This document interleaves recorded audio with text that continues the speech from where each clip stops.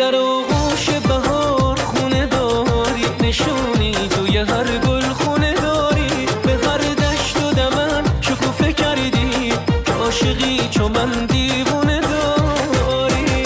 بگو چی صدات کنم، درو بذار نگات کنم. دلم میخواد جونمو فدات کنم. بیا که از حریر دل فرش زیر پات کنم. تو محشری از همه سری.